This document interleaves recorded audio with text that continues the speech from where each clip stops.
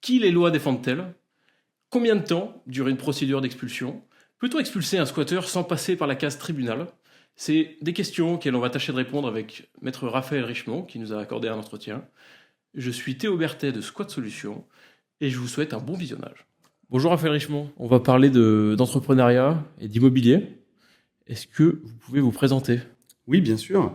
Alors, je suis avocat depuis 2008. J'ai fait des études de droit donc à Paris 2. Et ensuite, j'ai fait Sciences Po. Et j'ai fait un master de droit aux États-Unis. Pour parler précisément des contentieux locatifs, expulsions locatives, etc., est-ce que vous sentez une évolution des tendances? Est-ce qu'il y a plus un type de problématique entre les propriétaires et les locataires qu'avant? Est-ce que c'est récurrent? Est-ce que ça augmente? Est-ce que ça diminue? Alors, je suis plutôt côté bailleur que locataire, et c'est vrai que j'ai dans mes clients pas forcément que des grosses foncières, mais aussi des clients particuliers qui ont investi, qui ont besoin de rembourser leur crédit avec les loyers, qui se retrouvent face à des situations où effectivement les locataires ne payent plus. Et c'est vrai que, alors, du fait de mon activité, j'attire les dossiers comme ça, forcément. Donc, est-ce qu'il y en a beaucoup? Oui, il y en a toujours eu. Est-ce qu'il y en a plus qu'avant? Je connais pas les statistiques. C'est vrai c'est vrai que du coup, moi, au cabinet, j'ai beaucoup de dossiers de loyers impayés où des locataires payent plus.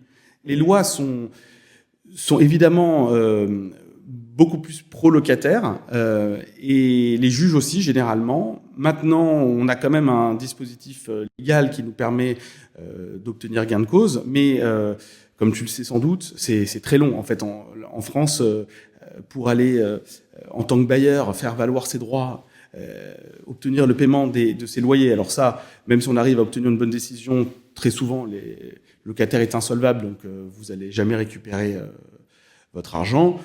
Mais le but, c'est de récupérer au moins son bien. Et ça peut prendre 1 an, 2 ans.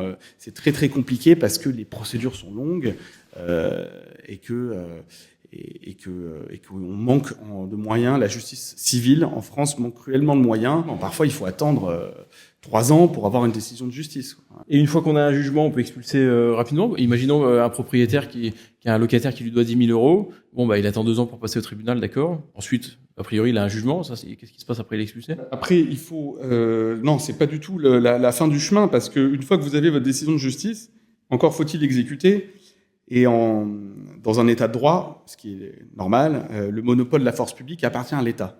Vous pouvez pas vous faire justice vous-même, c'est-à-dire que vous pouvez pas, même si vous avez une décision de justice qui dit, alors que c'est votre bien immobilier, hein, qu'il y a une décision de justice qui dit le locataire n'est plus locataire, le bail est résilié, il doit être expulsé. Même si vous avez ce papier-là, vous pouvez pas aller vous prendre votre locataire et l'expulser vous-même du logement. Non, évidemment, c'est l'État qui doit le faire, c'est la police. Donc, il faut demander à la préfecture de police l'autorisation d'expulser, parce que l'État est tenu à l'obligation d'apporter son concours à l'exécution des décisions de justice. Et ça peut prendre 1 an, 2 ans, 3 ans. J'ai même des dossiers où j'ai attendu 4 ans, parce que c'est politique, parce que voilà, la préfecture, tant qu'il n'y a pas de solution de relogement, on peut aussi le comprendre, s'il y a des enfants scolarisés, tant qu'il n'y a pas de solution de relogement, bah, on n'expulse pas, et c'est le propriétaire privé qui paye les pots cassés.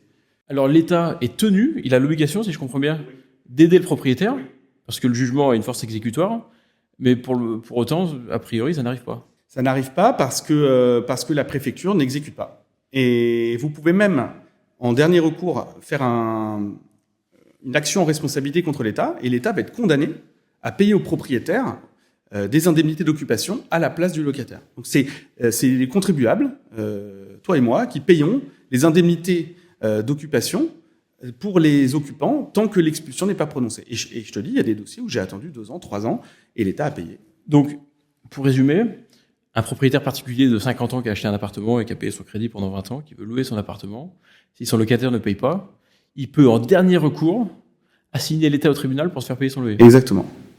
Exactement. C'est incroyable. Alors, voilà, c'est pas un loyer, c'est une indemnité d'occupation, puisqu'il n'y a plus de bail. Donc, s'il n'y a plus de bail, c'est plus un loyer, voilà. Mais ça, c'est la même chose. C'est fixé, en général, c'est fixé un montant équivalent au montant de l'ancien loyer. Et oui, on peut aller demander à l'État, et c'est le Trésor public qui indemnise le propriétaire. Et alors, il y a une différence en termes juridiques, entre un squatteur, occupant sans droit ni titre, on dit, et un locataire qui paye pas son loyer? Oui, il y a une différence. C'est que l'occupant sans droit ni titre, comme son nom l'indique, n'a jamais eu de titre. C'est-à-dire qu'il n'a jamais eu de contrat qui le liait au bailleur pour être là. Il a cassé la serrure ou quelqu'un lui a donné les clés, mais il n'a rien à faire là. Il n'a pas de contrat. Bon, évidemment, le droit est beaucoup plus sévère à son égard qu'à l'égard d'un locataire. Même si le locataire ne paie pas ses loyers, il est quand même beaucoup plus protégé parce que il est locataire, il a un titre, il n'est pas rentré par effraction.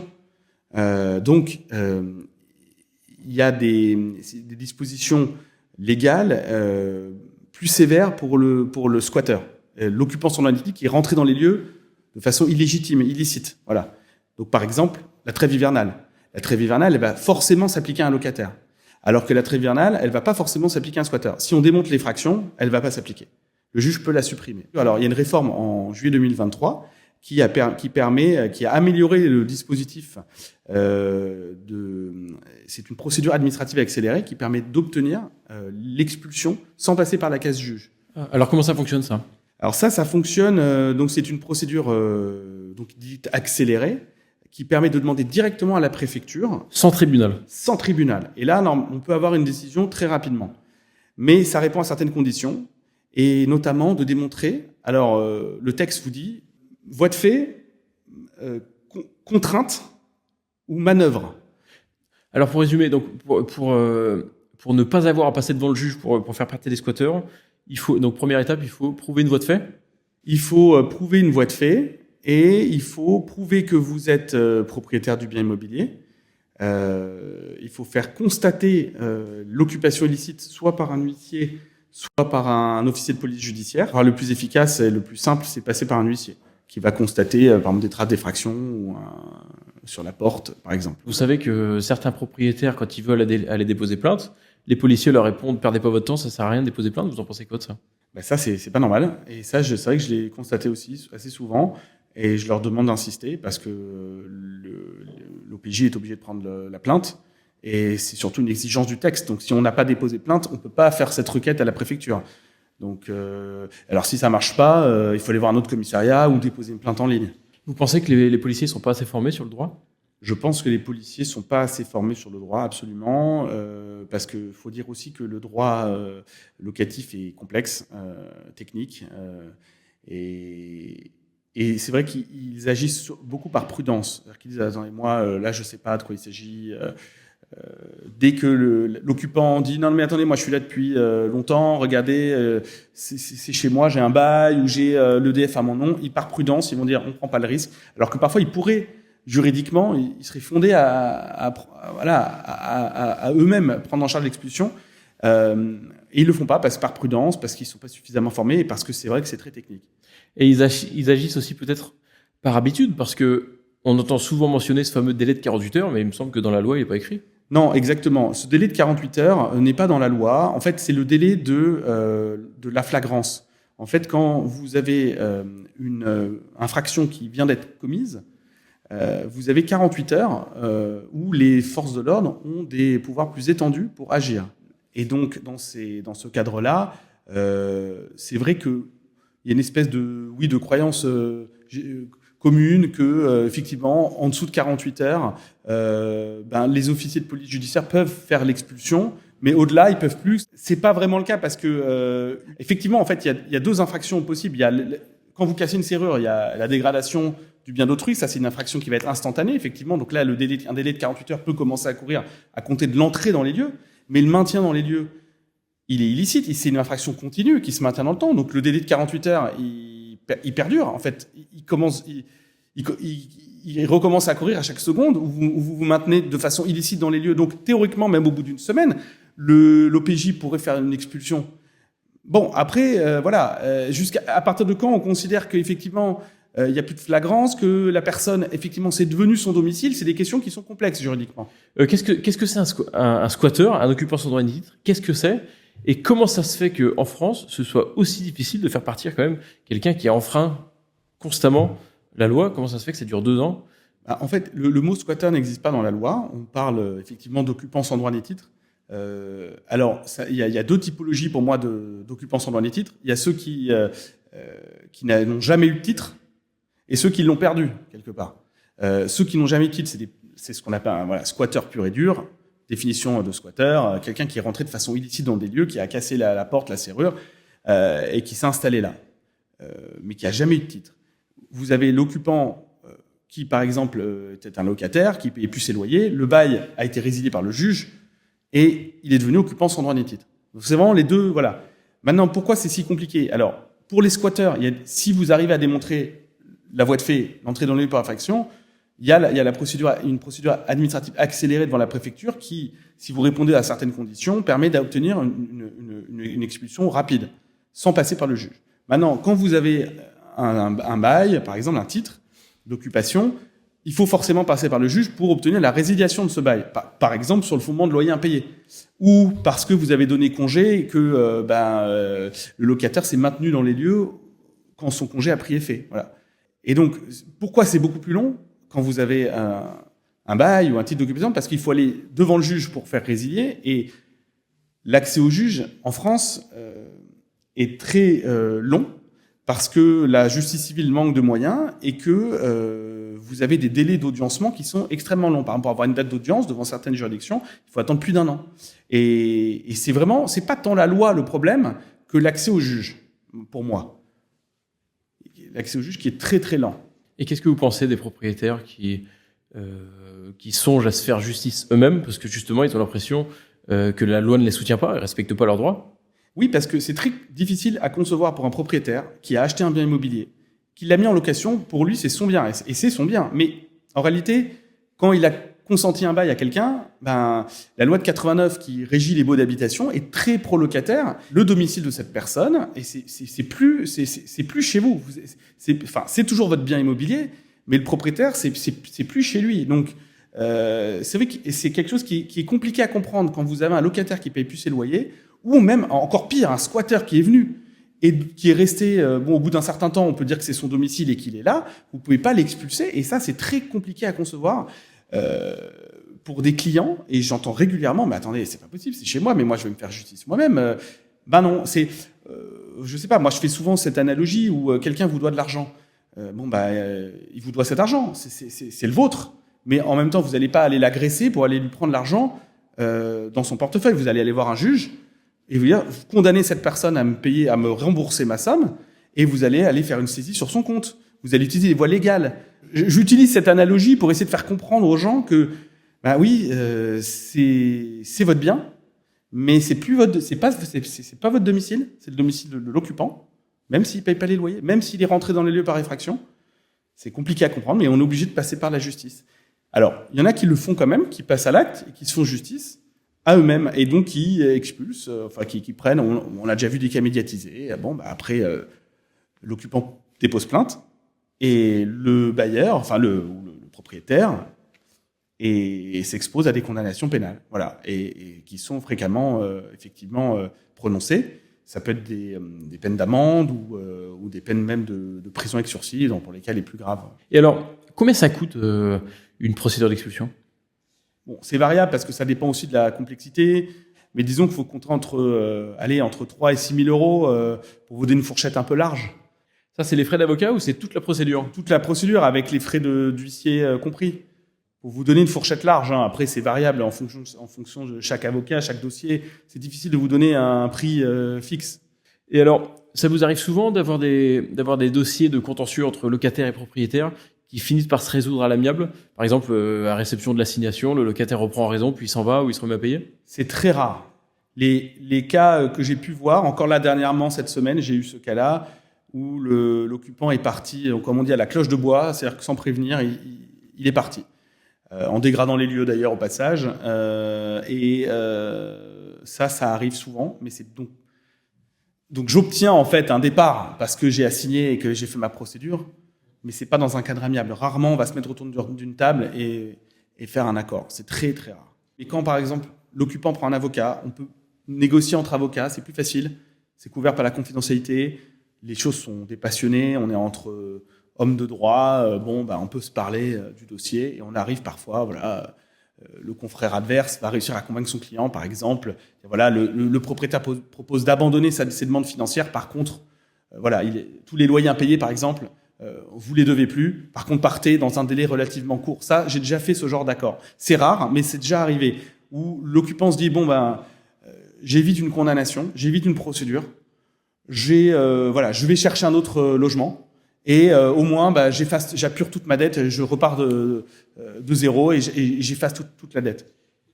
Et alors, pour revenir sur les loyers impayés, on pourrait penser qu'un locataire qui ne paye pas son loyer, c'est soit quelqu'un de malhonnête, soit quelqu'un qui a des ressources trop basses et puis qui n'arrive plus à payer son loyer parce qu'il a pas assez d'argent. Ça vous est déjà arrivé d'avoir des locataires aisés qui décident de plus payer pour une raison quelconque?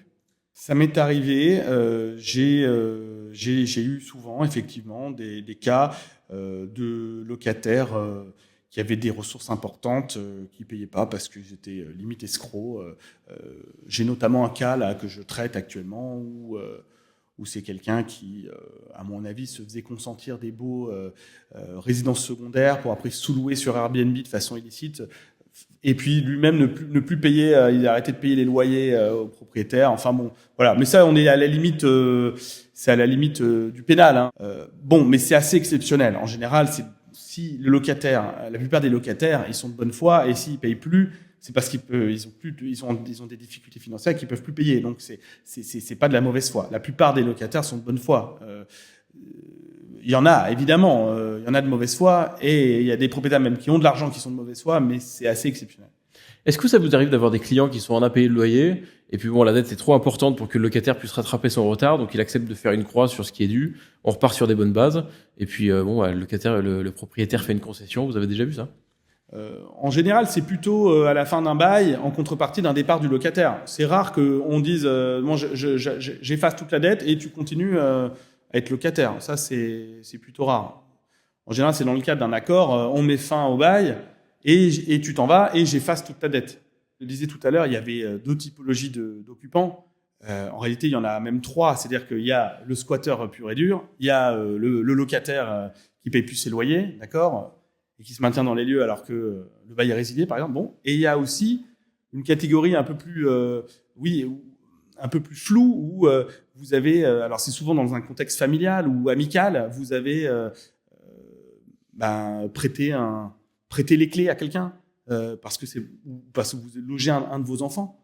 Et puis finalement, il part jamais. Et ça, malheureusement, j'ai déjà eu des cas où effectivement, j'ai eu des parents qui ont dû assigner leur fils ou leur fille parce qu'ils se maintenaient dans les lieux et qu'au bout de 5 ans, 10 ans, 15 ans d'occupation gratuite, les parents en ont marre, veulent récupérer leurs biens et ils n'arrivent pas à s'entendre. Alors, c'est encore une fois assez exceptionnel, hein, mais ça m'est arrivé d'avoir effectivement, dans un cadre familial ou amical, de devoir assigner, le propriétaire doit assigner un de ses enfants pour demander l'expulsion. Alors là, pour le coup, on arrive plus souvent à s'arranger dans ce genre de situation. Donc on pourrait penser qu'un squatteur, vulgairement, c'est quelqu'un qui rentre, qui casse la porte, qui vole ce qu'il y a à voler et puis qui s'installe. Mais en fait, c'est beaucoup plus large. Et puis ça peut très souvent être un concours de circonstances. N'importe qui, entre guillemets, pourrait devenir squatteur sur un accident de parcours. Vous avez un cas précis ? Là, notamment un client qui avait son ex-compagne qui restait dans les lieux, qui ne voulait pas quitter l'appartement. Et c'est lui qui a dû partir et a signé son ex. Il a mis sa chérie au tribunal. Exactement. Et elle était squatteuse. Elle était squatteuse. Et j'ai obtenu son expulsion. Et j'ai obtenu sa condamnation à payer des indemnités d'occupation au propriétaire, à son ex-compagnon. Et ça vous arrivait, est-ce que vous avez le souvenir d'un client qui a récupéré son appartement, qui était complètement ravagé, et il a dû tout rénover? Ça arrive malheureusement assez souvent que l'appartement soit dans un très très mauvais état, soit parce que l'occupant a occupé très longtemps et ne l'a pas entretenu, soit parce qu'on était dans un contexte très conflictuel et pour se venger ou je ne sais quoi, il a décidé de tout casser ou de repartir avec les meubles de la cuisine. Et alors, est-ce qu'à l'inverse, ça vous est arrivé d'avoir des propriétaires, des clients qui venaient vous voir en disant mon locataire paye pas, et puis en ouvrant le dossier, vous vous rendez compte que l'appartement est tout pourri ou qu'il y a des raisons légitimes à l'occupant pour pas payer, vous vous rendez compte que en fait celui qui a tort c'est plutôt votre client? Ça arrive effectivement qu'on soit dans des situations d'insalubrité Et là, effectivement, c'est un manquement à l'obligation du propriétaire, du bailleur, de garantir et de livrer à son locataire un logement décent, salubre. Voilà, donc effectivement, là, c'est le bailleur qui peut être en faute. Et c'est souvent, d'ailleurs, dans le cadre des contentieux locatifs, en défense, c'est souvent ce qu'on m'oppose. C'est-à-dire qu'on va me dire, ah bah ouais, mais attends, moi je paye pas les loyers, mais je demande une compensation parce que j'ai un préjudice de jouissance, parce que je peux pas aller dans ma salle de bain, parce que ou dans telle pièce, parce qu'il y a des infiltrations, il y a des moisissures, il y a pas d'aération, voilà. Et ça c'est récurrent comme débat, absolument. Ça vous est déjà arrivé de dire à un client, mais comment vous avez pu louer un truc pareil ? Oui, ça a pu m'arriver et de lui dire, il faut faire des travaux là. Là, si on peut pas arriver devant le juge. Parce qu'on a un PV de constat d'huissier en face qui est produit avec des moisissures partout, non, il faut faire quelque chose. Parce que là, on va, d'ici à ce que je passe devant le juge pour plaider, il faudrait qu'on ait fait les travaux, sinon on va passer pour vraiment des propriétaires de mauvaise foi et des marchands de sommeil, quoi. Voilà. Alors, il y a autre chose aussi, vous avez peut-être eu des clients qui ont été confrontés à ça, c'est des biens qui sont squattés, mais en fait, la vérité, c'est qu'il y a une sorte de patron du squat, et c'est lui qui décide qui dort où, etc. Et puis il se fait payer des loyers sur le dos du propriétaire. Oui, c'est ça. Voilà, c'est ça. C'est quelqu'un qui va lui-même être occupant. Il va occuper, en fait, il va squatter des biens et il va les sous-louer ou les louer de façon illicite puisqu'il n'est pas propriétaire à des personnes et tirer profit. C'est ça que tu veux dire, ouais. Ça existe, ouais. Vous avez des clients dans ce cas-là ? J'ai eu des clients qui ont été victimes donc d'escroquerie au bail, c'est-à-dire qu'en fait ils pensaient payer des loyers au véritable propriétaire, et en fait non, c'était pas le propriétaire. Et alors ils sont de bonne foi. Donc ça, moi ces locataires, je les place dans la catégorie que je t'ai donnée tout à l'heure, qui est de dire c'est pas des gens qui sont entrés de façon illicite, c'est pas des locataires normaux puisque leur bail il est nul forcément. C'est un bail qui a été consenti par quelqu'un qui n'était pas propriétaire. Mais en même temps, ils ont eu les clés de façon licite. Ils ont eu les clés de quelqu'un qui s'est fait passer pour le véritable propriétaire. Et donc, ils sont de bonne foi. Et ils sont victimes. Et ils payent des sommes à quelqu'un qui n'est pas le propriétaire. Et comment ils ont pu se faire berner comme ça, vos clients ? Parce que l'occupant qui a squatté les lieux et qui a ou obtenu les clés est malin et a récupéré le nom du véritable propriétaire, a récupéré les clés ou d'une manière ou d'une autre. Parfois, c'est peut-être un ancien locataire qui va tirer profit de cette situation parce qu'il a déjà les clés, il a le nom du propriétaire, et il va faire un faux bail. D'ailleurs, parfois c'est compliqué parce que quand il y a vraiment quand il n'y a pas le nom du véritable propriétaire sur le bail, c'est facile de démontrer qu'il est faux. Mais quand c'est le vrai propriétaire, c'est compliqué. Une fois, j'avais réussi à gagner dans un dossier parce que la signature du bail était postérieure au décès du propriétaire. Incroyable. Voilà. Et c'est comme ça que j'ai gagné. Sinon, il faut aller faire une expertise graphologique et tout. C'est très difficile. Donc, le propriétaire a donné un bail ? L'escroc, en fait, qui avait récupéré les clés et récupéré le nom du bailleur, en fait, il n'avait pas compris. Il savait pas que le bailleur était décédé, que c'était ses héritiers qui étaient devenus propriétaires, et il a consenti un bail à des locataires qui sont victimes de cette escroquerie au bail, qui pensaient conclure un contrat de bail avec le propriétaire légitime. Et en fait, c'était pas lui. Et donc le nom porté sur le bail, avec la signature, forcément, ça pouvait pas être sa signature puisque cette personne était décédée quelques mois plus tôt. Le bailleur était mort. Le bailleur était mort. Enfin, c'était ses enfants qui étaient devenus bailleurs. Voilà. Mais moi, je vais assigner les occupants en expulsion, même s'ils sont de bonne foi. Je n'ai personne d'autre à assigner. Je connais pas forcément l'identité de la personne qui leur a consenti un faux bail. Voilà. Et alors, du coup, dans ce cas-là, les occupants sont pris en étau entre la personne qui les a escroqués, le propriétaire qui les assigne, et puis bon, ils perdent tout, quoi. Exactement. Et j'ai même des cas où, effectivement, alors là, ça me fait penser à un cas de figure assez fréquent, où des locataires, notamment dans les logements sociaux, parce qu'ils veulent pas perdre leur bail, mais par exemple, ils vont je sais pas, j'ai eu un cas où c'était une personne qui était, pour des raisons professionnelles, qui devait partir 1 an, etc. Bon, et qui a sous-loué, mais de façon illicite, parce que c'est interdit, sauf avec l'accord du bailleur. Mais évidemment, le bailleur va jamais donner son accord, surtout un bailleur social, pour sous-louer. Et donc, il va sous-louer à quelqu'un ou prêter. J'ai même eu ce cas de figure-là, prêter avec un paiement en espèces de temps en temps. Bon, voilà. et la personne va pas partir. Et ça, c'est très, très problématique parce que le locataire, là, pour le coup, il est vraiment pris en porte-à-faux parce qu'il a commis une faute. Donc, il va devoir continuer à payer les loyers sans pouvoir réintégrer les lieux et alors, soit continuer à payer les loyers, attendre que le bailleur fasse une procédure d'expulsion contre lui et l'occupant, ou que contre lui s'il veut pas s'embêter, parce que le bailleur social, lui, il va dire, moi, je connais que mon locataire, j'assigne mon locataire en expulsion. S'il y a quelqu'un d'autre dedans, c'est l'occupant du chef de mon locataire et il sera expulsé avec. Parce que quand vous avez un occupant du chef 2, vous obtenez son expulsion avec l'occupant principal. Voilà. Et donc voilà, et ça, c'est des situations très problématiques où les locataires se disent mais mince, mais qu'est-ce que j'ai fait comme connerie, parce que ils pensaient pas en fait. Ils disent bon bah moi, en fait ils pensaient pas que la personne allait se maintenir dans les lieux et ils se retrouvent à devoir payer des loyers alors qu'ils ont plus le bien et ils peuvent pas. Alors parfois ils me disent oh, je vais résilier. Ben oui mais non, parce que même si tu résilies, tu donnes congé, ben, tu dois quand même payer des indemnités d'occupation tant que tu restitues pas les clés. Tu peux pas restituer les lieux tant qu'il y a quelqu'un qui est dedans. Donc tu continues de payer à ton bailleur des loyers. Et si tu arrêtes, il peut te faire condamner à les payer. Donc c'est très problématique. Alors parfois, il y en a qui me disent dans ce genre de situation, de toute façon, moi, j'ai pas d'argent, je me laisse assigner, et ils vont m'assigner en expulsion, je serai condamné, mais il y aura rien sur mon compte, et puis ils pourront jamais récupérer l'argent. Et lorsqu'un jugement a été rendu et que la personne est condamnée à payer, on peut la poursuivre en combien de temps ? Alors un jugement est valable 10 ans. Pendant 10 ans, vous pouvez, sur l'aspect, je dirais, condamnation financière, vous pouvez faire toutes les saisies que vous offre le droit des procédures civiles d'exécution, c'est-à-dire des saisies sur compte bancaire, des saisies sur salaire, des saisies sur véhicules, de biens immobiliers.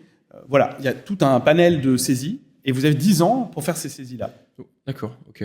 Donc à 10 ans et un jour, si on a été condamné à payer 100 000 euros, 10 ans et un jour plus tard, on doit 0. C'est fini. Et alors, j'imagine qu'il y a des huissiers qui bluffent, qui tentent d'aller récupérer l'argent, même s'ils n'ont plus vraiment le droit. Alors, c'est des situations assez rares. En général, on tente d'exécuter avant les délais de 10 ans. Bon, mais ça arrive effectivement, notamment dans le cas de succession, où on retrouve un jugement qui n'a jamais été exécuté, etc. Bon. Donc là, effectivement, même s'il a plus de 10 ans, l'huissier peut tenter le coup. Après, il y a un risque quand même que la personne attaque et conteste cette exécution. Et il aille devant ce qu'on appelle le juge de l'exécution, qui est un juge spécifique qui va être chargé de trancher tous les litiges liés aux voies d'exécution. Et effectivement, si votre titre exécutoire, c'est-à-dire votre jugement, a plus de 10 ans, et que vous avez fait une saisie sur ce fondement-là, le juge de l'exécution va lever la saisie. C'est sûr. Et il peut condamner aussi celui qui a fait la saisie, qui peut lui-même se retourner contre l'huissier si l'huissier n'a pas fait son job de devoir de conseil, etc. Il peut condamner à des dommages et intérêts pour saisie abusive, sur le fondement d'un titre exécutoire qui était périmé. Il y avait des peines de prison pour les propriétaires qui se faisaient justice eux-mêmes face à des squatteurs. Il y a une loi, la loi Casbarian, je crois, qui a mis à égalité les propriétaires et les squatteurs en termes de peine de prison. Mais il me semble que j'ai jamais entendu parler d'un squatteur qui était parti en prison. Pourquoi ? Parce que, comme je t'ai dit tout à l'heure, c'est le juge civil qui a une compétence exclusive pour prononcer une expulsion. Donc, un juge pénal ne va pas pouvoir le faire. Donc, vous pouvez déposer plainte contre votre ancien locataire et faire des procédures pénales, mais ça veut dire des frais d'avocat, des tracas, etc., avec un résultat in fine aléatoire, et surtout, il va être condamné à payer une peine d'amende qu'il va jamais payer. Bon, moi, toutes vos ressources et votre énergie, vous préférez la mettre dans le recours civil, la procédure civile, pour avoir l'expulsion. C'est ça qui vous intéresse en tant que propriétaire. Donc c'est pour ça que, en fait, l'aspect pénal est délaissé quelque part sur ces procédures. On va vraiment privilégier l'expulsion devant le juge civil et non pas aller chercher de punir le locataire devant le juge pénal. Alors, un propriétaire qui veut récupérer son bien et faire expulser son squatteur, il doit faire une procédure civile. Absolument. C'est le seul juge qui est compétent pour ordonner l'expulsion. Et qui d'autre que le propriétaire peut être fondé à demander l'expulsion de quelqu'un ? Alors, par exemple, une copropriété. On a ce qu'on appelle en droit l'action oblique. C'est-à-dire que quand vous avez un propriétaire qui est défaillant et qui va pas, parce que, par exemple, dans le cas d'une succession, par exemple, il est décédé, il avait un occupant sans droit ni titre ou un ancien locataire, et ses héritiers s'occupent pas du bien. Bon, vous avez un squatteur dans une copropriété qui occasionne des préjudices à la copropriété parce qu'il y a des va-et-vient, parce que ça génère des nuisances. Voilà, un squat, ça peut générer des nuisances. Donc, vous avez un squat dans une copropriété. La copropriété n'est pas propriétaire du lot en question. Mais le propriétaire lui-même ne fait rien. C'est-à-dire qu'on peut le mettre en demeure 50 fois, il va rien faire. Et soit il est mort, soit ses héritiers font rien. Voilà. Soit on sait même pas qui sont ses héritiers. J'ai déjà eu un cas comme ça où on a dû faire appel à un généalogiste. Mais pendant ce temps-là, il y a des nuisances qui courent. Donc, en tant que, par exemple, copropriété qui n'est pas le propriétaire, peut agir sur le fondement de l'action oblique pour demander l'expulsion. Et ça, je l'ai obtenu pour des copropriétés. Alors même qu'on n'est pas propriétaire du lot en question, on peut obtenir une expulsion parce que ça nous cause un préjudice. Il me semble que vous aviez eu un locataire dans un immeuble à Paris, à lui tout seul, qui a complètement pourri et ravagé la copropriété. Il y avait des histoires d'infection, des choses comme ça. Oui, alors lui, c'était effectivement un cas assez particulier dans le sens où il a laissé perdurer une fuite de sa machine à laver. Je crois que c'était ça qui a complètement ravagé son appartement et l'appartement du dessous. Et en même temps, il avait donc de l'humidité très forte dans l'appartement, donc il y avait des moisissures et de l'humidité un peu partout sur tous les murs. Voilà, il s'occupait pas du bien, il laissait perdurer des fuites et il a occasionné des dommages non seulement au lot du propriétaire, mais aussi au lot voisin. Et ça, et sans être assuré, bien évidemment. Je crois que vous me disiez que le plafond des 2 copropriétaires qui étaient en dessous se sont effondrés à cause de la fuite d'eau. Oui, c'est-à-dire qu'en fait, comme il mettait pas fin à cette fuite d'eau, qui effectivement est assez importante, ça a imbibé les plafonds, les planchers d'eau, et ça a fini par s'effondrer. Donc les 2 planchers en dessous son plancher à lui et le plancher du dessous, c'est ça, se sont effondrés en fait. Voilà. Donc le squatter a détruit l'immeuble. Le squatter a détruit l'immeuble, voilà, absolument. Et sans être assuré évidemment, et donc aux frais du propriétaire. Là, c'est le propriétaire qui paye ? C'est le propriétaire qui paye, sauf si lui-même avait pris le soin de prendre une assurance propriétaire non occupant. Mais c'est pas forcément évident parce que les assurances assurer un bien comme ça,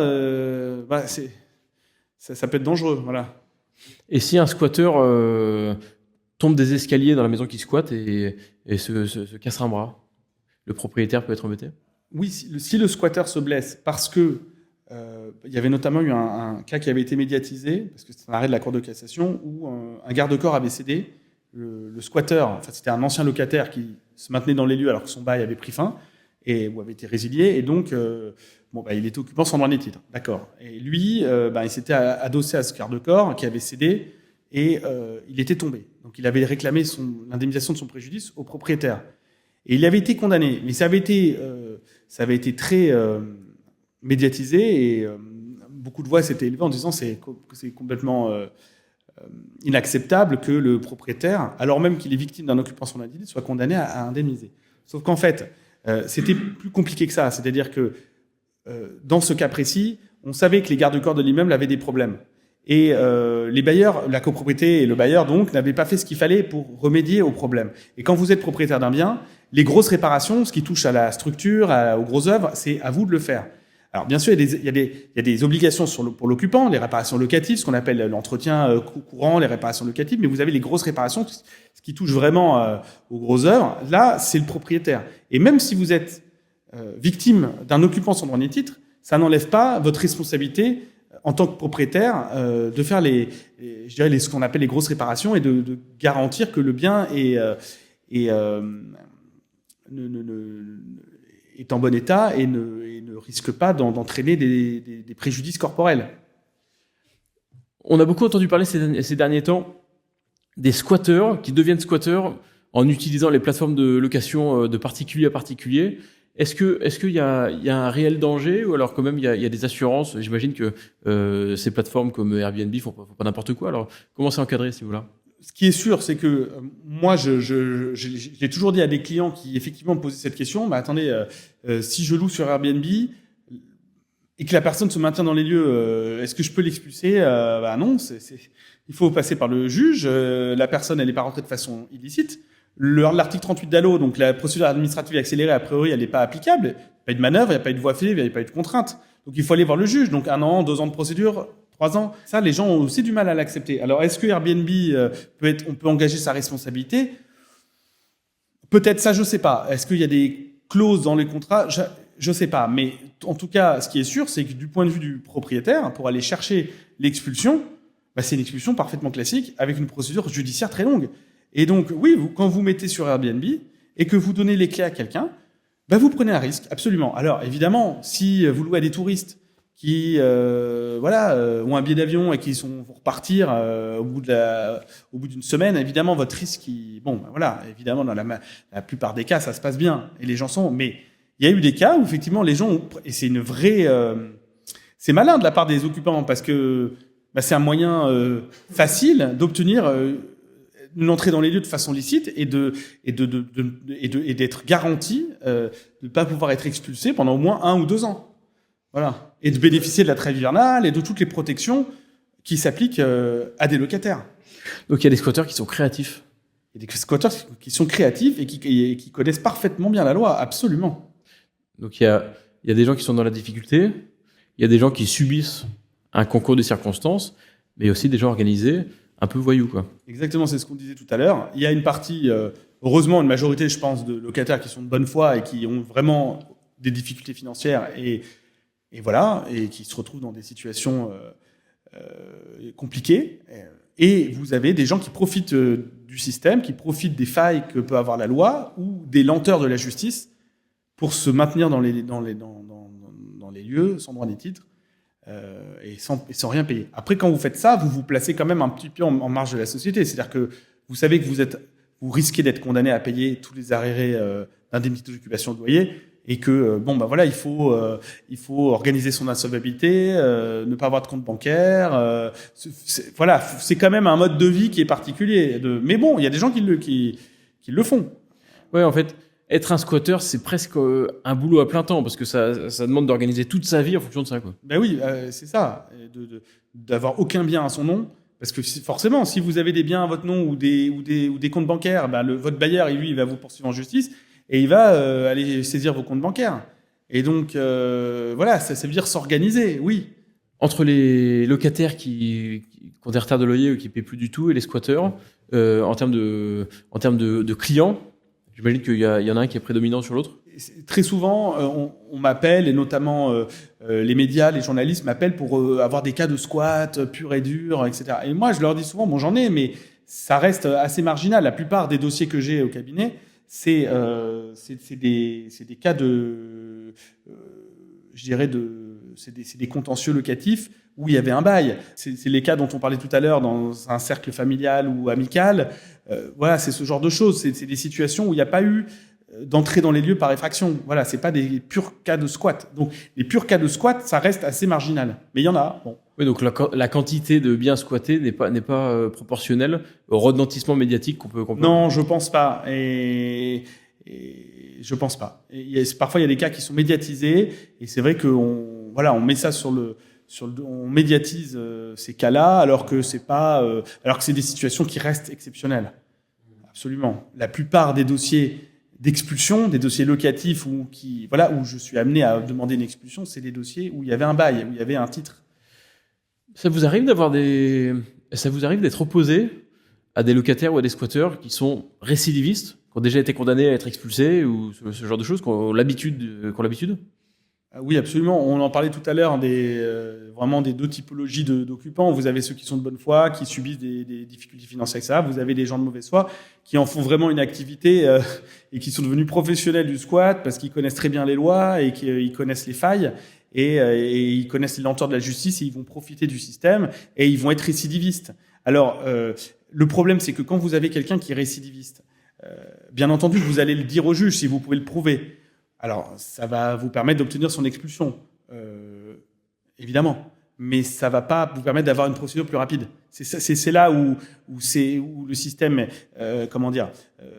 le droit lui-même permet d'obtenir une expulsion. C'est juste que c'est très lent. Et le fait qu'il soit récidiviste et de mauvaise foi vous garantit que vous allez obtenir une expulsion et par exemple une suppression de la trêve hivernale, par exemple, s'il est de mauvaise foi, ou du délai du commandement de quitter les lieux. Mais la procédure, c'est la même. Et qu'il soit récidiviste ou de bonne foi, en fait. C'est ça qui est dramatique. C'est que même quand vous avez quelqu'un qui est de façon totalement incontestable, quelqu'un de mauvaise foi et de multirécidiviste, et qui squatte et qui profite de situations, malheureusement, vous n'avez pas de moyen plus rapide d'obtenir son expulsion. Avoir des propriétaires qui sont sans arrêt dans la difficulté face à leurs locataires, est-ce que vous, en tant qu'avocat, de voir ça tous les jours, ça vous freine d'investir, par exemple, dans l'immobilier? Absolument. Moi, à titre personnel, je pense que jamais c'est de la déformation professionnelle, mais moi, je pense que jamais j'investirai dans un investissement locatif ou avec un bail, jamais je consentirai un bail à un locataire. Moi, la loi de 89 est trop protectrice du locataire, il y a trop de risques. Ou alors, avec une assurance loyer impayé, vraiment en me bordant là-dessus. Mais oui, ça me freine énormément.